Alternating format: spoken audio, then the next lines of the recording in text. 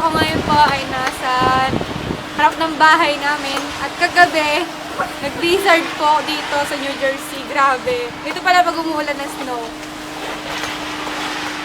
Bumabagyo pala, hindi pala umuulan. Ayan, kailangan nyong tipakin ang mga snow kasi kapag hindi nyo ginawa, madudulas kayo. At pag nadulas kayo, syempre may concussion. At kapag may nadulas daw sa backyard, sa may harapan ng bahay nyo, sa lahat ng territory nyo, pwede daw kayo i-sue. Ayan po, si Dayan Yumang. Buti na lang, wala siyang pasok. Say hi, Dayan. Okay, check ha. Grabe nga kanina, wala akong madaanan. Para ka lang sa prison. Grabe, tinan nyo yung snow. Parang nasa Alaska lang eh.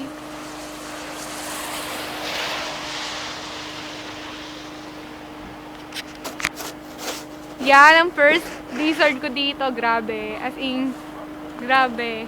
Nakakatakot pala pag nag-i-snow. Tinan nyo yung mga tao. Ang hirap maglakad sa may...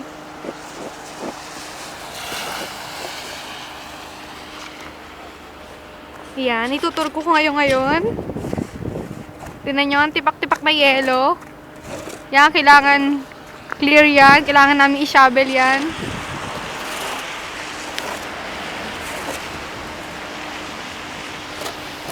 Oh, miss, i-shovel mo pa to, oh. Na natin tika-shovel. Oh, ba't mo sinira yung ice cream cone dyan? Sinira mo ba? Pwede ka nang gumawa ng snowman. Tingnan niyo yung kotse, balot na ng snow. Hindi na siya pwedeng gamitin. Kaya may gawa na mas cute na drive.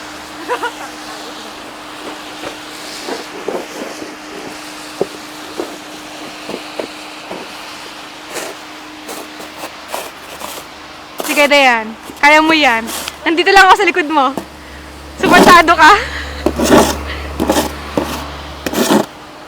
Pa-experience nga.